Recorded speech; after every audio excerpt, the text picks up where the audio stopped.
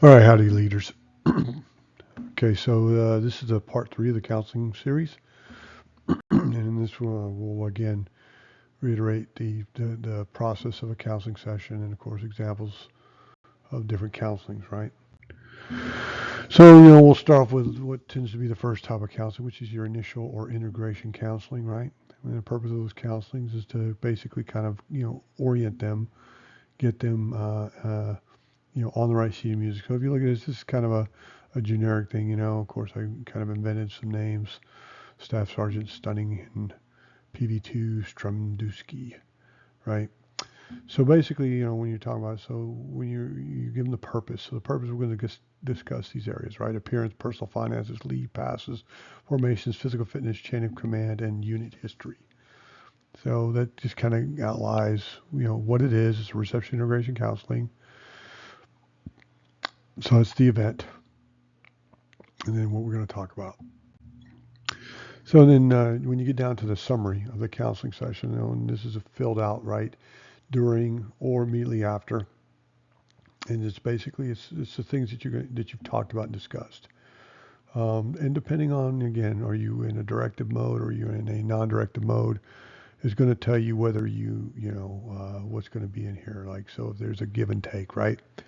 So you look at the appearance, it just basically explains, hey, you're looking professional, right? And then it outlines, the grooming and all that kind of stuff that's in accordance with whatever pertinent guidance, a standard or a regulation or something, right?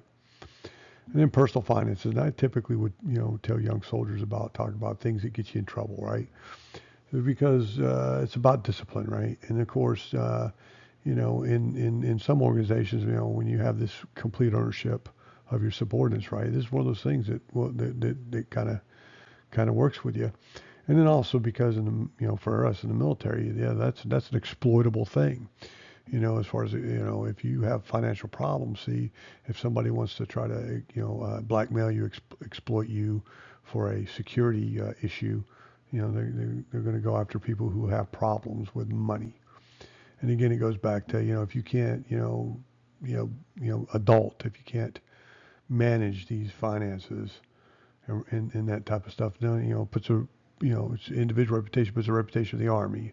It's a reputation for your organization, right? And again, it's a distraction to what we're trying to do and do your job. If all you're doing is, you know, having financial challenges and problems because you don't know how to budget yourself. Leaves and passes, right? That's a big thing. People want to know when they're going to get their compensation time, right?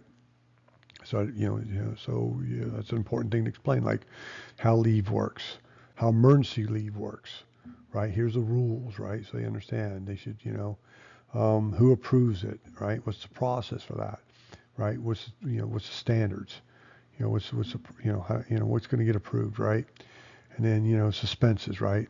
And then what's the difference between leave and a pass, right? So um, particularly if you got somebody who has to go on a long like a little weekend getaway, right? How far are they leaving? Because then you're looking at what's the risk there as far as driving on the roads and so on. So that's when you talk about them like a mileage pass or excusal from duty, right? And so more points. We talked about the formations, right? But you got to be careful here about mission creep. Everybody wants 10 minutes early to 10 minutes early to 10 minutes early. Next, the guys like an hour ahead of time. But then, of course, it's all about accountability. So, like, yeah, typically a formation, let's say it's 06, and then if we had call it 05:45, that means that you then have to take a little bit of initiative on your own to let people know, hey, I'm going to be over here at sit call, you know, making sure your leadership knows where you're at, while because you're not going to be at the formation. And if you have appointments, right, that's going to, sometimes they occur, the doc can only see you at 06 in the morning. Well, you definitely got a couple of days out, let them know where you're at. I'm not going to be at formation. I have this appointment. I have to be at this appointment. Um, and then, of course, physical fitness, right? Holistically, it's the foundation of your day, right? For us in the Army, we're kind of warrior athletes. So, being athletic is going to build the muscles and the endurance and the grit required to complete that mission, right? And so there's, standards which are outlined in policies and regulations, but then there's goals, right? And those goals are designed to challenge you. They're designed to be those things that are excellence, to excel at, right? Um, and so I would always put in here, okay, here's a standard, right? But here's what we do for our goals within here, because that way we can perform at a higher level. We can perform, and in the end, we will condition ourselves to be at the acme, at the pinnacle of that, right? Um, and then of course our job is to get you there, right? Um, and so we're here to work with you. So, if you don't know how to train, well, then that's when you ask your leadership to help train you. Now, if your leadership don't know how to train you, well, then that's just, that's a problem. How are you going to have a higher goal if you don't know how to train people to get to that, right? And then chain of command, right? Chain of command is a channel of leadership from subordinate to superior, through which command, control, and information it flows, right? Um, so in order for your chain of command to support you and help you out with problems, you've got to use it. You've got to try to get things solved at the lowest level. Um, but it takes time. And so it's, you can't react immediately, because, the idea is really not to be reactive. In most cases, try to be proactive, right? But you still got to be patient, and you got to let the system work. Okay. Now, if it looks like that your leadership is just blowing you off, well, then that's why you go up the chain of command, each level, you know, giving everybody a shot at it, right? And then, of course, I'd always talk about unit history, because, I learned a long time ago that what high performing an elite, what you would categorize as an elite unit or organization, which is based upon their achievement, not their exclusivity, but their level of achievement, always kind of had a similar thing in mind. And number one, they were grounded in their heritage of that organization. They knew where that organization was founded and came from, and all the things that made that organization, all those successes, right? And all those things that people did that came before, and that reputation, how it was earned. And of course, then that related to esprit de corps, pride of that unit. So how can you have pride of that unit if you don't know that unit history? So if you know the unit history and you have high pride because of that unit history, well, then you're going to have a high morale within that organization, of being in that organization. Doesn't mean they're always going to be happy. What it means is that, yes, they know even when the tough times come, that it's been as tough, if not tougher, for your predecessors. And you don't want to be the guy who lets that down. Okay. Now, the next part of this will be the plan of action. So it's one thing to talk about, what you want them to do, and what you want them to know, right? So here's your plan of action. Of course, this plan of action is, it says right there, outlines what the support will do after it to reach those agreed upon goals, right? Whether you're being, again, directive or participative, or however you get to these things. So, you just basically, talk about this stuff. So in this case, this is a, brand new soldier. We tour them around the battalion area so they know where the things are at and where they got to go to get stuff, right? And then, of course, you make sure they read all the policy letters, right? And then that way they can come comply. And then very important would be, like, there's certain off limits areas that we would always have, so they got to stay over there. We don't want them drinking alcohol. We don't, as far as drinking, driving, riding a bicycle, swimming. Some of these activities, people think, well, come on, man. No, when people drink too much alcohol and they start swimming, they tend to drown. Or if they're driving a boat, they tend to wreck. Driving a car, tend to wreck. Riding a motorcycle, definitely tend to wreck, right? We don't want them to do drugs, particularly illicit drugs, or abuse prescription drugs, right? Don't want them driving with uninsured or unregistered vehicles, because that's going to probably get them arrested, as well as a number of other problems. If they're not 21, we don't want them drinking, because, again, that's a crime. We want them to practice safe sex, right, and be safe in their relationships. We want them to do things on their personal time, such as PT, right? Positive, proactive things. We want them to take correspondence courses or online education, or even go to the education center and then take courses through CTC and stuff like that. Um, We want them to be disciplined and use proper courtesies when addressing their leaders, right? And then we're going to inventory all their equipment and make sure that if they have uniform shortages or any equipment shortages, that we process that paperwork and get it either replaced or reissued if necessary, whatever the problem may be. And of course, and then we close the counseling session where they give them a chance to sound off with anything that they might be concerned with or confused about. And then, of course, the leader has his responsibilities, in which case I typically would tell guys, yeah, I'm here to train you, lead you. And if we get to combat, bring you home alive, and so on.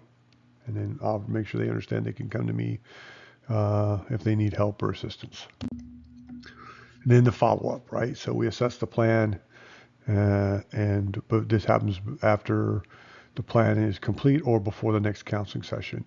And if we're still working on the plan and going into the next counseling session, we will just make note here of what has occurred or what's still waiting to be determined as of what went well or what did not go as well as we planned, and what are we doing to address that. Then you have what's called an incidental or disciplinary counseling session, right? And of course, here's a purpose, right? So in this case, this individual, they were supposed to make sure that they had inventoried a soldier. The team leader was supposed to inventory one of their soldiers who was going to the NCO Academy. And it was supposed to occur before that weekend, because that Monday morning they were going to the academy. So it was supposed to have happened like no later than Friday, with a reinspection on Saturday if necessary to make up those shortages, right? However, so I end up getting a phone call on Sunday evening and get told that basically the individual had not been inventoried and was missing things and was not prepared to go to the NCO Academy, which is a waste of a school slot. So then I had to come in and talk to the sergeant and verify what was reported to me by the team leader, and that the specialist was not going to be getting enrolled in the school because they failed to do their job, which is dereliction of performance of duties through neglect and culpable inefficiency. That's a violation of Article 92 of the UCMJ. So I had to kind of spell it out. And then, of course, then on top of it, the individual, when I got a hold of them, I was like, I need, where you go, come see me. And he's responsible. I got a golf game. I got to go play. And I'm like, well, no, you're not going to go play golf. You're going to come in and do your job. And of course, we had to come in and take my Sunday and sort this guy out. And there was the key points, right? Here I described the dereliction and why it lacked the proper leadership and oversight. And then the impactfulness of the lack of timeliness that, it was a Saturday or Sunday. So there's nothing, there's no way of correcting these discrepancies. And then when he was on charge of quarters a few days before, I had reminded him that, the day before to no later, particularly at least a day and a half to 2 days before, you need to do that inspection with a follow-up no later than 24 hours out. And he didn't. And he had weeks to get this done. And then, of course, when he was told by another leader to call me, he just kind of ignored it. And I just explained to him that was just immature and just lacking any real judgment whatsoever. And then, of course, I had to give him this little statement, letting him know that what he did was a violation of our regulations. It could be, recommendation for disciplinary actions to include, misconduct, involuntary separation from misconduct, and that under that separation, it could result in, certain administrative and non-punitive measures as well as punitive measures, and could give him an OTH, other than honorable type of discharge, if he were separated under that. So I had to basically make sure he understood what were the possible consequences.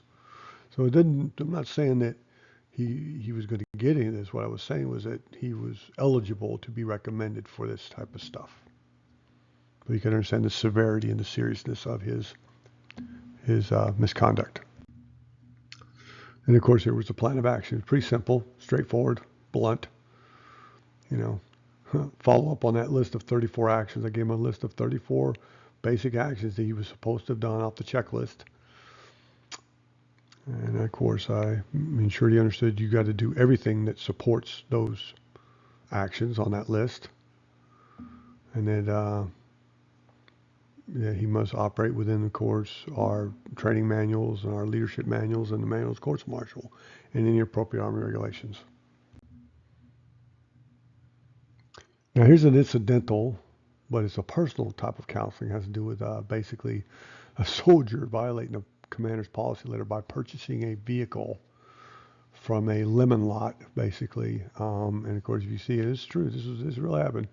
A 1995 Plymouth Neon with 80,000 registered miles, and he's paid $8,000 for that thing, and he had a 25% interest rate on that loan. 25%. It was legal. They were able to do it. And he also put me down as a credit reference. And that's how I found out he was doing this, because I get a phone call from the dealership, and I'm like, well, I don't endorse that. And of course, we had to counsel him and basically remind him of what the policy at the division, the brigade, the battalion, and the company said, right? The PL had, part of his responsibility was the platoon leader was supposed to look over this guy's thing and make sure that the interest rate, the insurance, all that, it made sense. And it didn't. Even when he got a reduced rate of 11.5%, right? And of course, the lieutenant asked him, did he actually sign the contract, right? The final purchase contract. And he said no, and then we find out that wasn't true. He actually did sign it. And looking at how much he was getting paid a month, he was not going to be able to afford this car and eat, pretty much, and pay rent and all this other stuff, right? And so basically, the lieutenant took him back over to the dealership, and pretty much, and of course they didn't even the private didn't even get the car inspected, didn't even take it for a test run, and then take it over to an automotive place and let them, check it out, see if it was actually, really, roadworthy, right?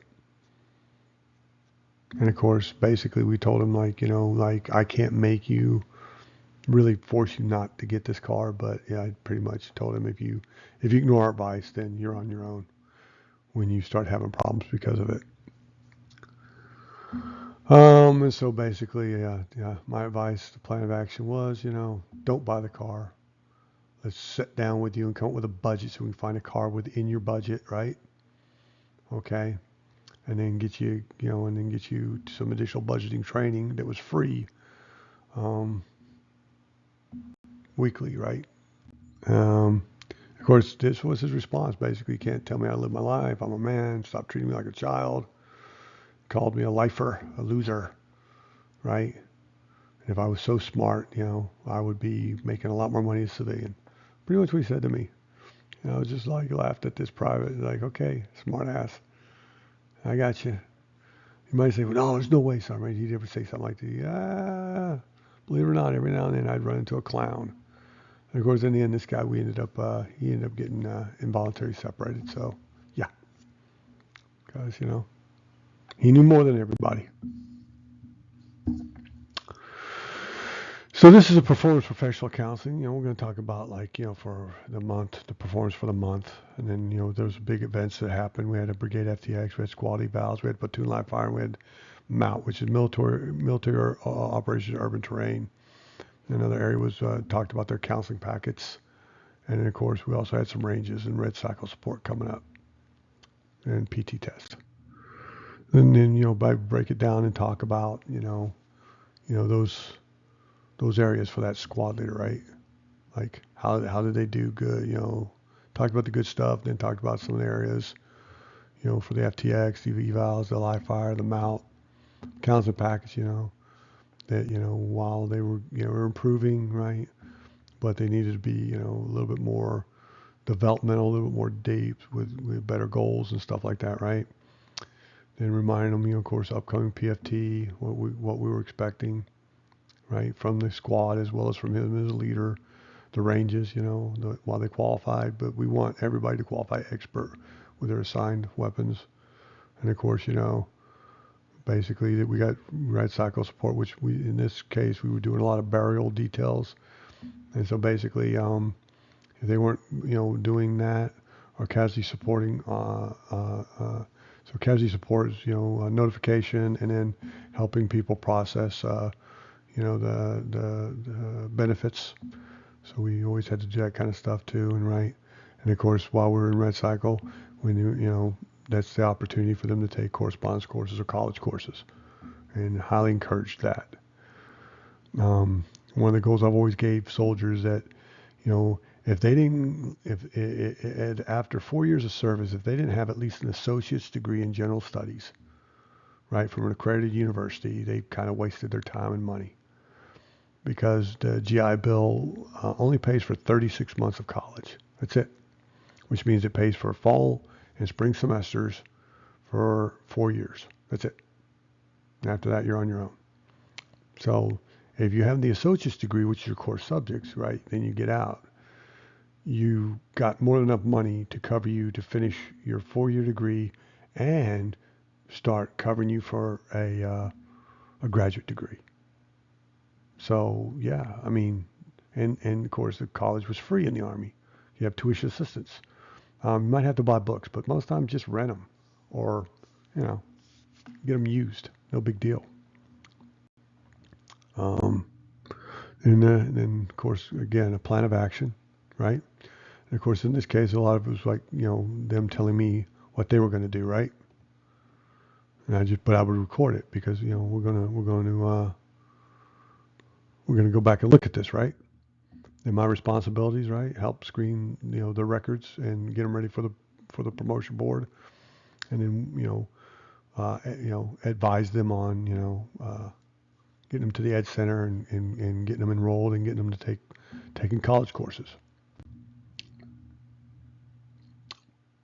Now this is a professional development, but this is when we discuss for non-commissioned officer evaluation report, and then we talk about the form and the big points about things to help them earn those superior ratings so that they would get promoted, at least with, if not ahead of their peers. So you can see the separate points that we'd go down and talk about, right? And then of course a plan of action. So I'd give them a working copy of an example of the report, things that they could do to earn bullets, the achievements, so that they could get the superior ratings. And then that way they could, again, when they look at that report, when they were stratified, they would actually be, truly in the top 10%. And that way, those guys earned it. They get promoted with, if not ahead of their peers. And then, they learn from that, and then they themselves emulate that when they're in that position. Then, of course, my responsibilities, again.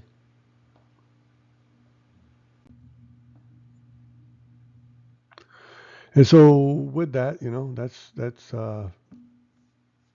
if you have any questions about, examples of, when you do these counseling sessions, give yourself an outline of the things you want to talk about. Start with positive things that they meet or exceed the standard on, and then you specifically talk about those areas that you want them to improve.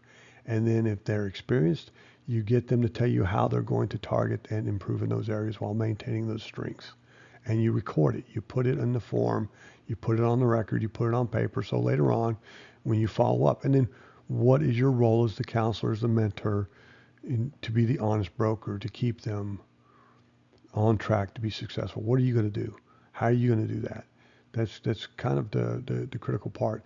And then this way it gives them an idea and it builds those habits so they themselves can translate that to their subordinates, right? Because as you are determining not only what makes them successful, because their success is your success, they can likewise then empower their subordinates to do what they need them to do in order to, again, make themselves successful, make your organization successful, and then again, maintain your strengths, improve your weaknesses.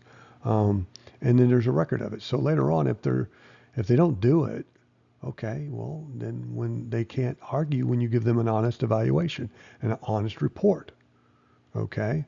Um, and when people know that they're going to be held accountable and they have to hold themselves accountable and they can no longer procrastinate and they can no longer just, you know, I'll get what I get.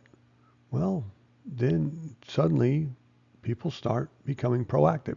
People stop being reactive, start becoming proactive, start being disciplined, and then they start accomplishing smaller goals and which lead to bigger goals, and then build that discipline so that it's just a routine thing done routinely. Okay, so anyway, it was about that time, and I hope you've enjoyed this counseling series. And I hope it helps you guys out. And go back and refer to stuff. It's and be honest with you, it's not overly complicated, but it does require a certain amount of, you got to be willing to look a person in the eye. You got to organize yourself, and you got to do it and do it often, and then that way, you're not you don't feel intimidated by it. You don't feel overwhelmed by it. You don't dread it. You just, it's something you got to do and you get it done. And then you'll find that the people you're working with are very capable and very successful. And then other people will look at you and go, wow, how did you get all these, you got to get all this stuff done? And it's just like, well, I didn't settle for anything less. Okay. So, all right, sports fans. So that's just counseling. And then let me know if there's any subjects you guys are interested in. You can always send me a direct message through Instagram or comment on these podcasts and let me know if there's anything you really want me to delve into. And until then, all right, catch you guys later.